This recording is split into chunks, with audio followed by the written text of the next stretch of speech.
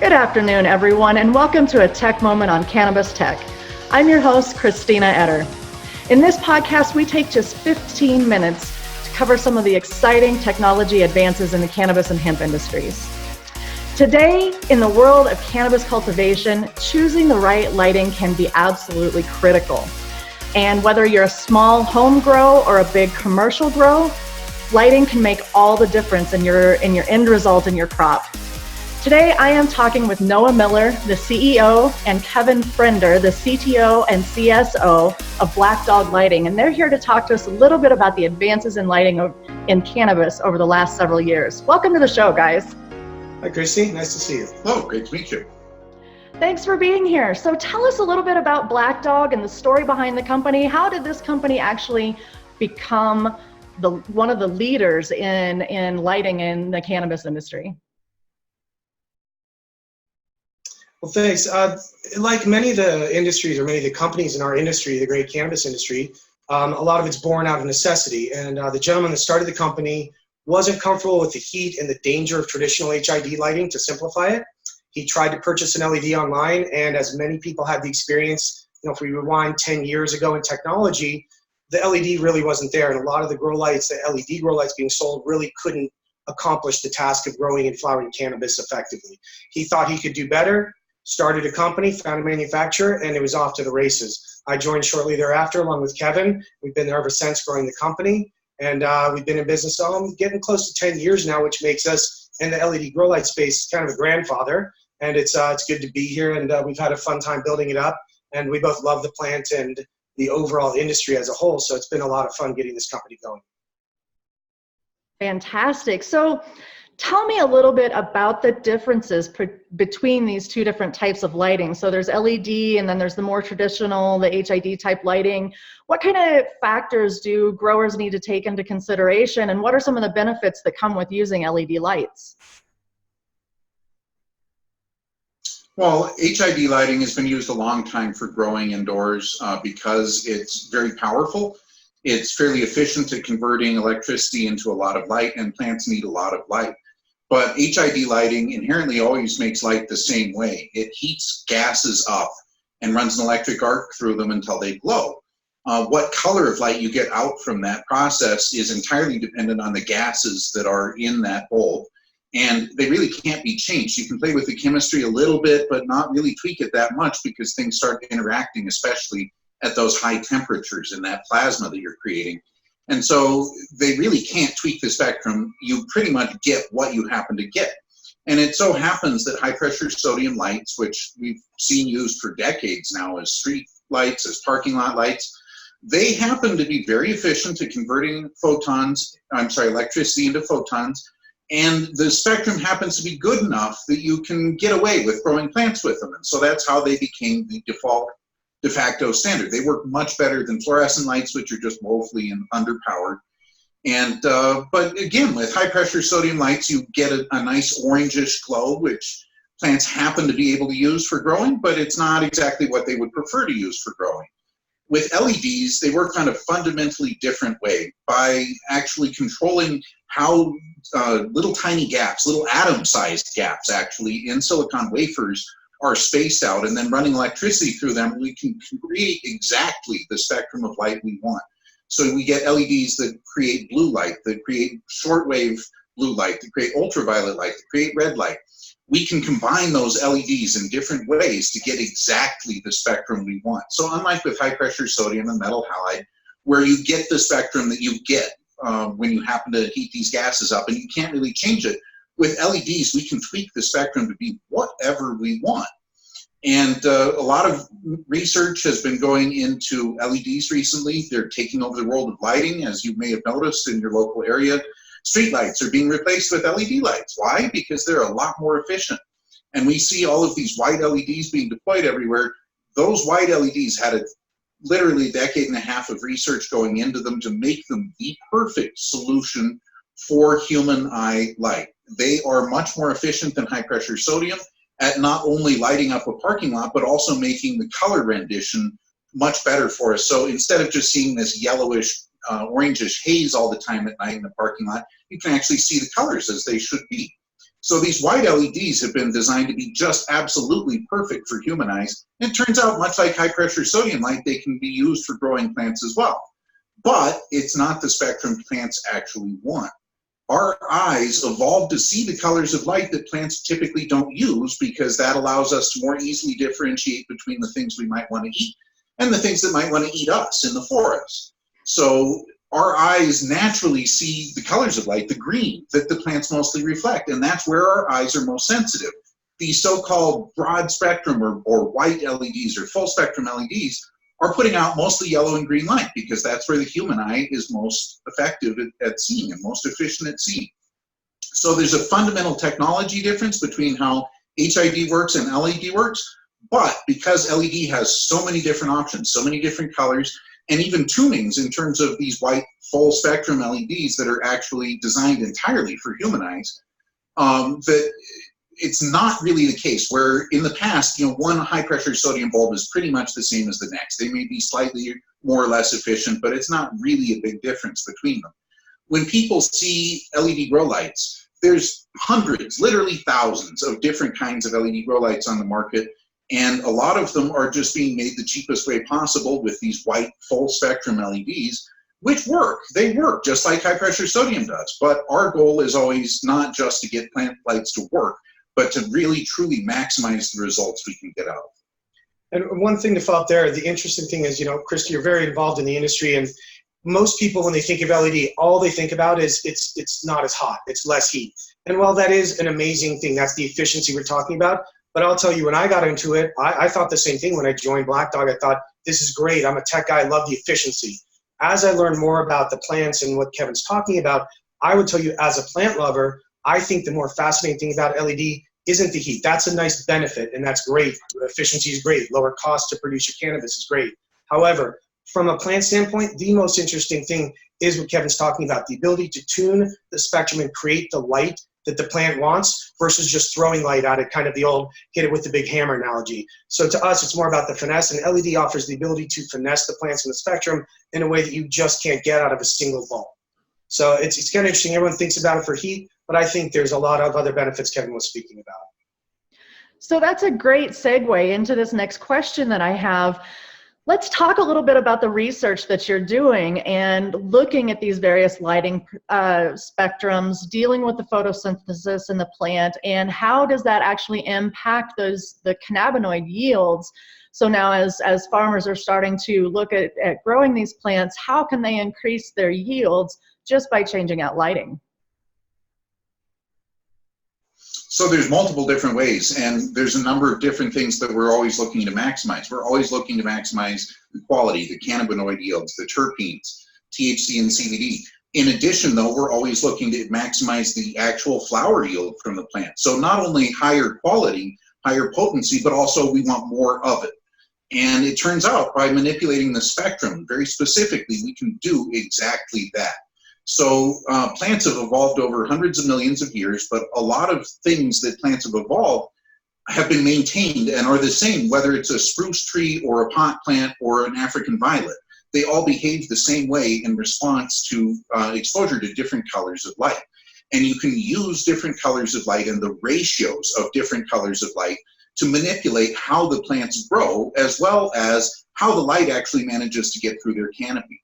So when we design our spectrum, we're doing it to maximize not only the yield, we want to make sure that the light can actually filter down and get deeper in this plant canopy, bounce around on the leaves, and get further down, because the more we can get light further down on the plant, the more our overall yields are going to be, because you can have better buds further down on the plant. We end up not having to throw away the stuff that's deep in the canopy that most people end up having to throw out, because we still grow quality buds there. That gets our yield per square foot up to numbers higher than you can achieve with high pressure sodium lights. Because we can manipulate the spectrum and take out colors of light that are heating up the leaves more than other colors, we are able to actually bombard the plants with more intense light and still not have them stress out like with high pressure sodium. So we can actually run higher light levels and still keep the plants happy than you can run with high pressure sodium. That also helps increase yield, gets better canopy penetration, maximizes yield.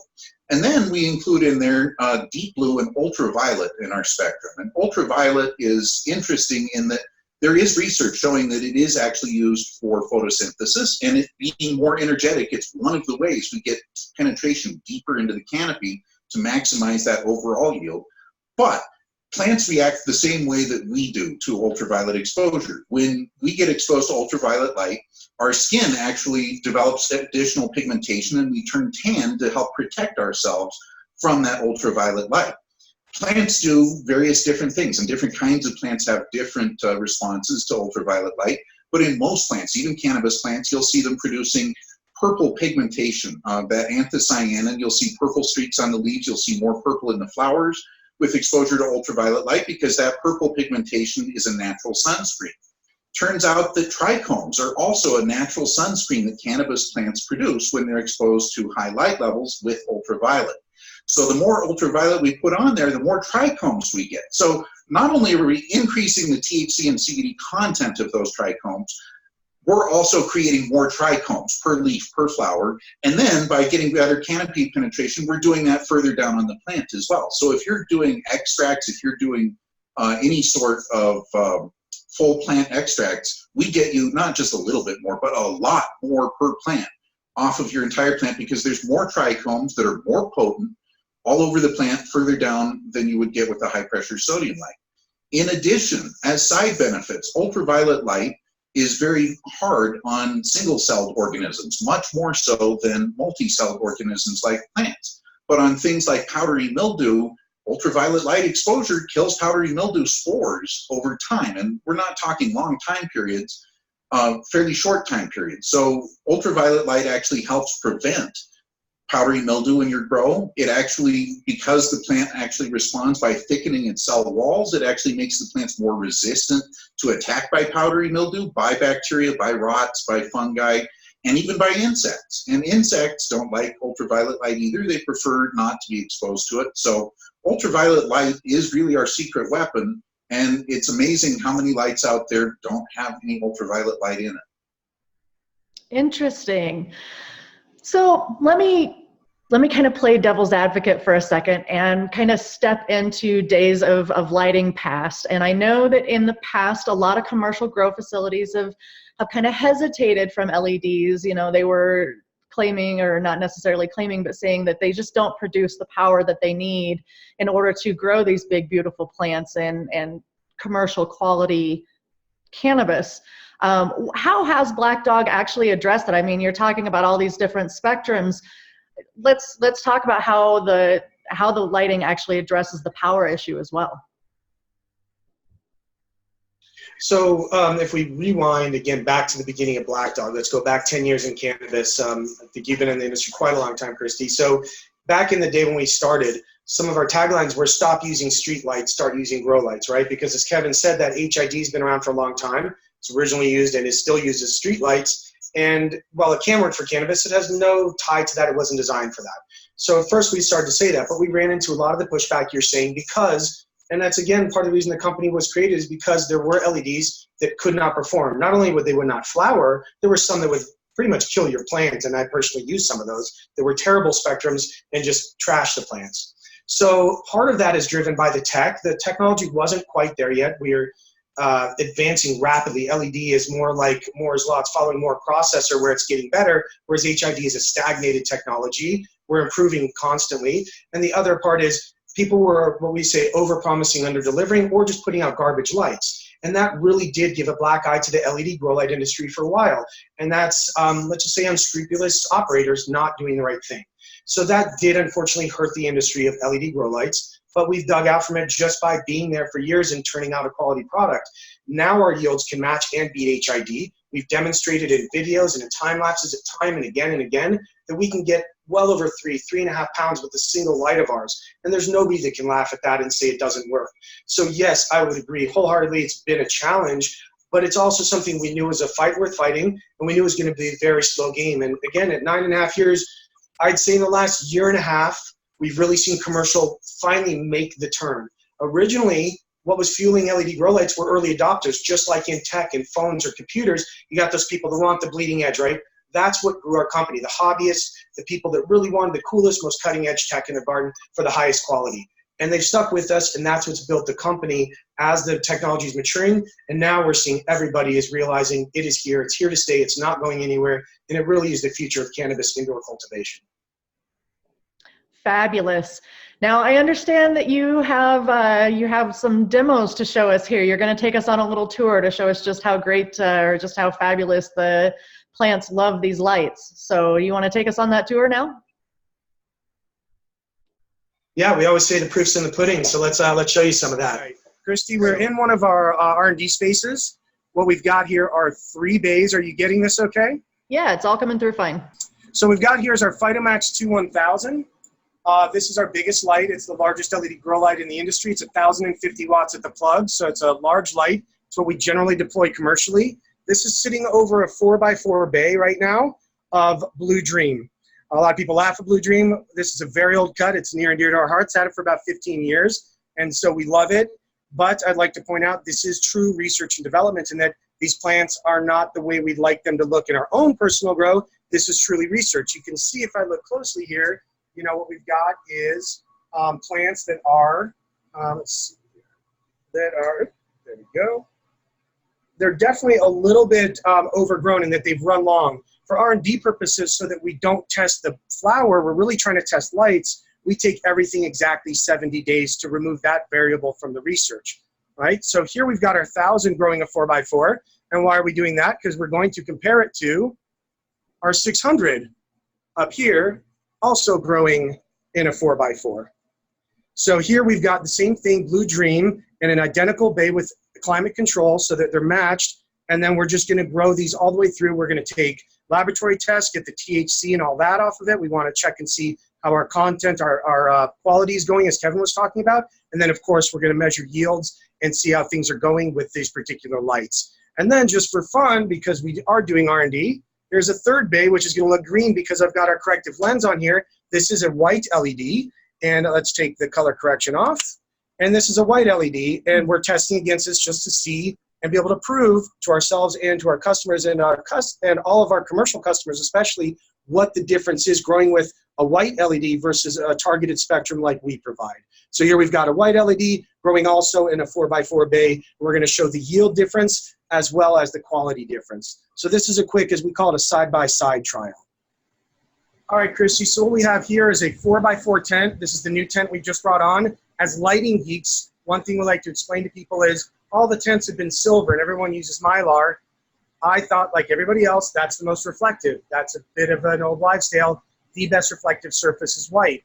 We found a company that's able to make white tents, so we've gone to that for our customers in our own tests because this white tent gives better light reflection for our grow tent. Now, if you'll notice here, we've got very different strains going on. I'll take you through a little bit here.